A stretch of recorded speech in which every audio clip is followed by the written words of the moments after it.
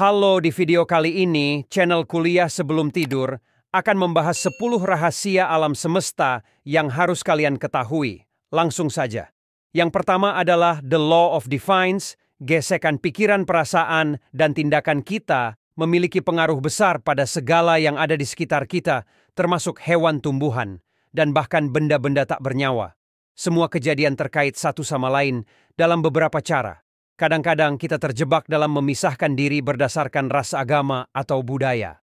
Tetapi pada hakikatnya kita semua berasal dari sumber yang serupa dan memiliki ikatan dengan Sang Pencipta yang sama. Yang kedua adalah hukum getaran alias the law of vibration. Jadi, semua yang ada di alam semesta ini tuh sebenarnya energi baik. Itu benda mati atau makhluk hidup, mereka semua bergerak-gerak dan punya getaran serta pola-pola sendiri. Nah, prinsip getaran ini juga berlaku buat pikiran, perasaan, dan tindakan kita. Gak cuma mempengaruhi diri kita, tapi juga orang lain sekitar kita. Jadi, kalau kita pengen sesuatu, kita harus ngasih frekuensi yang sama dengan apa yang kita pengen ini, biar yang kita dapat sesuai dengan harapan kita. Makin kita sadar akan hal ini, makin tinggi juga getaran dan frekuensi yang bisa kita dapat. Dan itu berarti kita punya kesempatan lebih besar buat ngegandeng hal-hal baik. Dalam hidup, kita keren kan? Kita bahas yang ketiga adalah hukum korespondensi, alias the law of correspondence. Jadi begini, hukum ini bilang kalau yang terjadi di dalam diri kita, itu bakal ngaruh juga ke situasi di luar kita. Intinya kita tuh kayak pantulan dari dunia sekitar kita. Ya gitu deh. Bisa dibilang apa yang ada di dalam diri kita itu cerminan dari orang-orang dan hal-hal di sekitar kita. As above so below below, itu konsepnya. Jadi, kalau kita lagi berada dalam lingkungan yang gak sehat atau toksik, bisa jadi kita juga bakal bawa sifat yang kurang baik dari situasi itu ke dalam diri kita. Nah, kalau kita pengen ubah nasib, keberuntungan, gaya hidup, atau kondisi finansial kita, langkah pertama adalah ubah dulu yang ada di dalam diri kita. Seperti pikiran, pandangan, dan pola pikir kita. Kalau kita udah ubah yang ada di dalam, nanti hal-hal baru di luar kayak orang-orang dan situasi yang lebih baik bakal datang sendiri. Karena kita udah ubah pola-pola dalam diri. Kita keren kan? Yang keempat adalah hukum tarik-menarik. Alias the law of attraction ini, hukum alam semesta yang cukup terkenal berkat buku The Secret yang ditulis oleh Rhonda Byrne yang booming banget pada tahun 2006. Nah, jadi intinya hukum ini bilang bahwa kita bisa jadi atau dapatkan apapun yang kita pengen. Cuma dengan pikiran kita, jadi semua getaran yang kita pancarkan itu bakal menarik getaran yang sama, dan mereka bakal mencari situasi, kondisi, atau orang-orang yang getarannya sejalan. Jadi pikiran kita itu punya hubungan kuat sama alam semesta lewat kekuatan pikiran. Keren kan? Kalau kita fokus pada hal-hal positif, kemungkinan besar hal-hal positif juga bakal datang ke dalam hidup kita. Yang kelima adalah kita bahas hukum tindakan terilhami, alias the law of inspired action.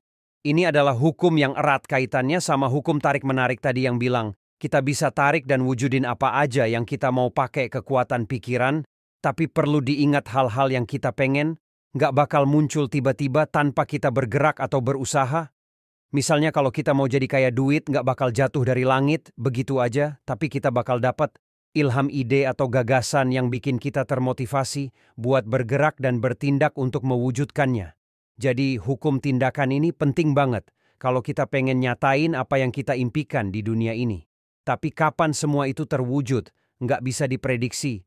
Pasti tergantung seberapa keras kita kerja dan berusaha. Pokoknya yang penting, kita tetap bergerak dengan mengambil tindakan buat mematerialkan cita-cita kita.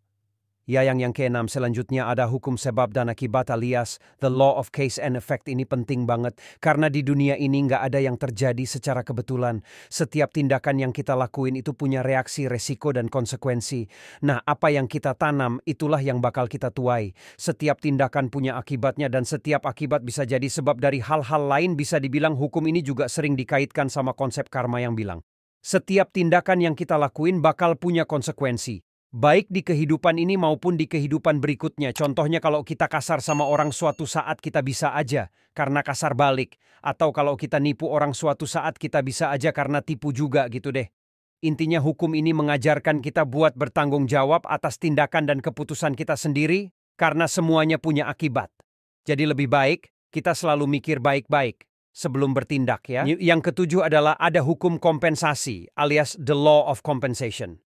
Jadi begini, kalau kita berbuat baik dengan tulus hati, nanti kebaikan itu bakal balik ke kita dalam berbagai bentuk, misalnya kesehatan, nama baik, persahabatan, kesempatan kedua, dan sebagainya. Tapi yang penting kunci untuk nyalain hukum kompensasi ini adalah dengan berbuat baik secara tulus dan ikhlas.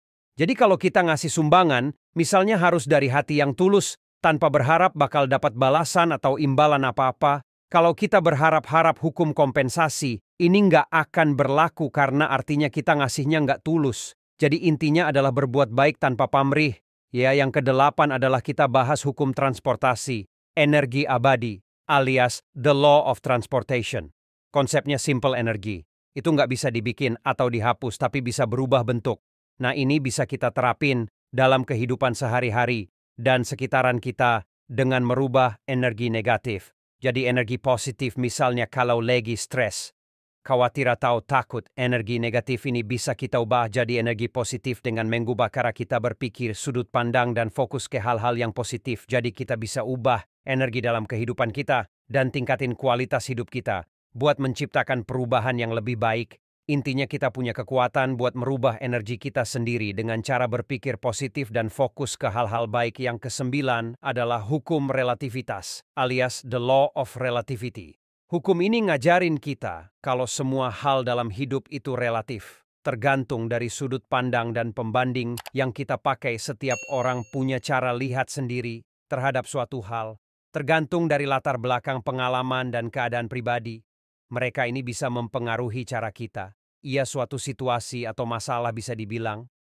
Nggak ada sesuatu yang bisa kita pahami sepenuhnya kalau kita nggak bandingin atau hubungin sama sesuatu yang lain.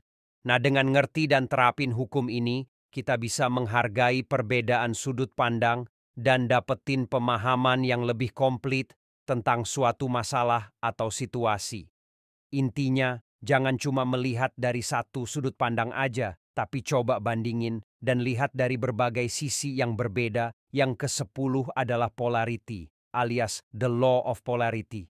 Semua hal dalam hidup ini punya pasangannya atau kebalikannya, seperti panas dan dingin, baik dan buruk dan sebagainya. Semuanya saling melengkapi dan saling dukung satu sama lain buat mempertahankan keberadaannya. Hukum ini ngajarin kita kalau setiap hal punya dua sisi yang berlawanan dan keduanya saling melengkapi serta memperkuat satu sama lain. Biar kita bisa mencapai keseimbangan dalam hidup, jadi nggak akan tahu arti bahagia. Kalau kita nggak pernah merasakan sedih, kita baru bisa hargai keberuntungan.